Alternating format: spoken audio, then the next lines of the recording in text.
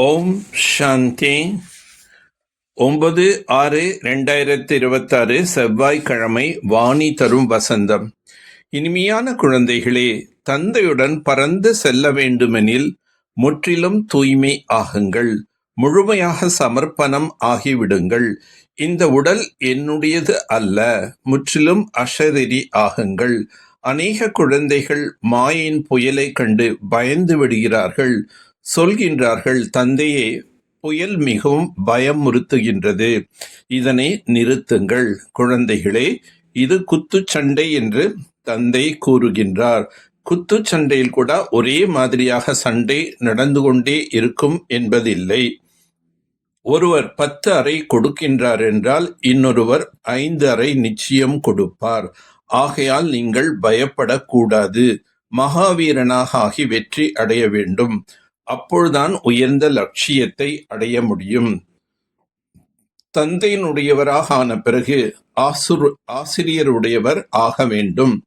ஆசிரியர் உடையவராக ஆன பிறகு அதிகபட்ச பேர் குருவை பின்பற்றுகின்றார்கள். கிறிஸ்துவர்களுக்கு குழந்தை பிறக்கும் போது கூட கிறிஸ்தவனாக விடுகின்றார்கள். குருவின் மடியில் கொடுக்கின்றார்கள். கிறிஸ்துவ பாதிரியாராக இருக்கலாம் அல்லது வேறு யாராக இருக்கலாம்.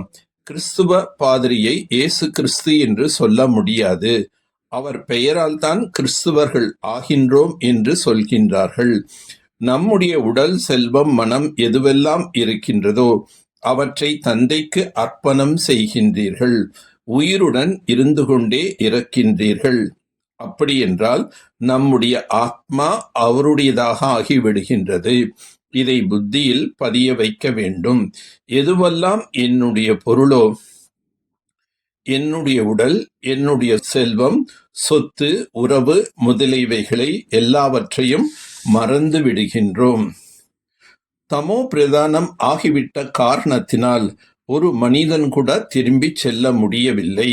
மாயை ஒரேடியாக இறக்கையை துண்டித்து விட்டது. ஆத்மா அனைத்தை விட வேகமாக பறக்கும் என்பதனை தந்தை புரிய வைக்கின்றார். அனைத்து ஆத்மாக்களும் தனது கணக்கு வழக்கை முடித்துவிட்டுத்தான் திரும்பி செல்ல வேண்டும்.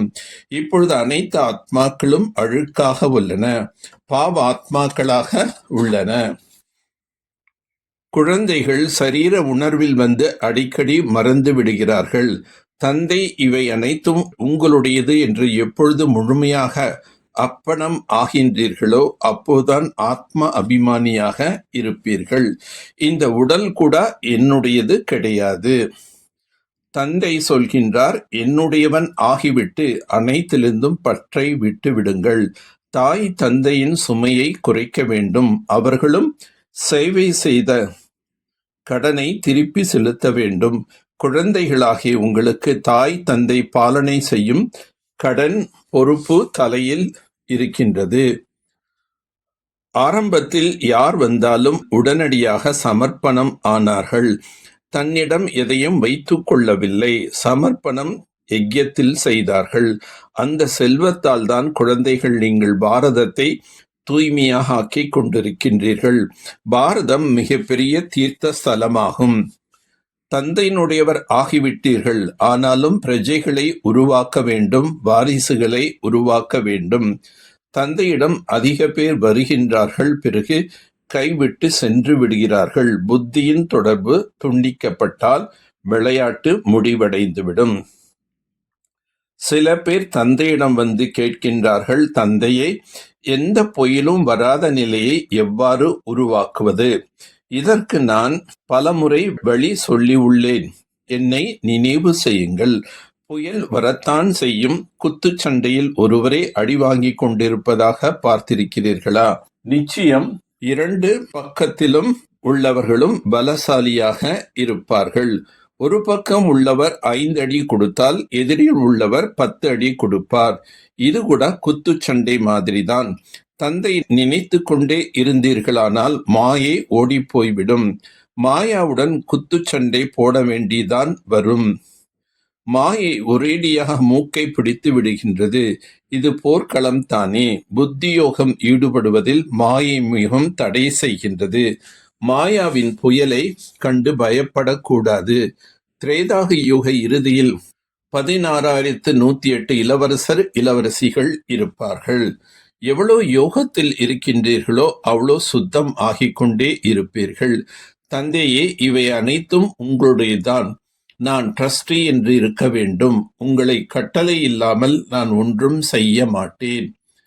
எப்பொழுதும் ஏழைகள்தான் முழு கணக்கு பட்டியல் கொடுக்கின்றார்கள். செல்வந்தர்கள் கொடுக்க முடியாது, சமர்ப்பணம் ஆக முடியாது. காயாக உள்ளவர்களை மாயை என்ற பறவை அப்படியே விழுங்கி விடுகின்றது. இப்பொழுது ஞானி ஆத்மாவாக ஆக வேண்டும். ஞானம் மட்டும் சொல்லக்கூடியவர்கள் ஆகக்கூடாது. நினைவில் இருப்பதற்கான முயற்சியும் செய்ய வேண்டும். அஷரீரியாக ஆகி அஷரீரியான தந்தையை நினைவு செய்ய வேண்டும். தந்தையினுடையவராக ஆகி மற்ற விஷயங்களின் மீது உள்ள பற்றை நீக்க வேண்டும். இந்த உடல் கூட என்னுடையது கிடையாது. முழுமையாக ஆத்ம அபிமானியாக ஆகி அர்ப்பணம் செய்ய வேண்டும். மாஸ்டர் சர்வசக்திவான் என்ற சீட்டில் நிலைத்திருக்கக்கூடிய சகஜமான மற்றும் எக்காலத்திற்குமான கர்மயோகி ஆவீர்களாக. எந்த ஒரு எந்திரத்தை ஒருமுறை இயங்க தயார் செய்து விட்டால் தானாகவே ஓடிக்கொண்டிருக்கும். அதே போல மாஸ்டர் சர்வசக்திவான் என்ற நிலையில் சுயம் தங்களை ஒருமுறை நிலைக்க செய்து விட்டீர்கள் என்றால் ஒரு பொழுதும் பலகீனமான வார்த்தைகள் வெளிப்படாது. ஒவ்வொரு சங்கல்பம், வார்த்தை மற்றும் செயல் அதே செட்டில் அமைப்பிற்காக தானாகவே நடந்து கொண்டிருக்கும். இதே அமைப்பு சுலபமாக மற்றும் எக்காலத்திற்குமாக கர்மயோகி நிரந்தர நிர்விகல்ப சமாதியில் இருக்கக்கூடிய சகஜ யோகியாக ஆக்கிவிடும். நான் என்பதற்கு பதிலாக பாபா பாபா என்று கூறுவதின் நினைவிற்கான நிரூபணம் ஆகும். யார் சகிப்புத்தன்மை உடையவரோ அவரே டிராமாவின் கேடயம் கொண்டு நிலைத்திருக்க முடியும் மற்றும் மகிழ்ச்சியாக இருக்க முடியும். சகிப்புத்தன்மை இல்லை என்றால் டிராமாவின் கேடயத்தை பிடித்து கொள்வது கூட கடினம் ஆகும். இச்சமயத்தில் என்ன கர்மம் செய்கின்றீர்கள் என்றாலும் அதில் செய்விப்பவரின் நினைவு சதா இருக்கட்டும். செய்விப்பவர் தந்தை ஆவார். செய்பவரான நாம் கருவி ஆவோம். இதை நினைவில் கொண்டு செயல்களை செய்யாதீர்கள் என்றால் சாட்சியாக ஆகி நமது பாகத்தை ஏற்று நடிப்பது போல் அனுபவம் ஆகும். நல்லது.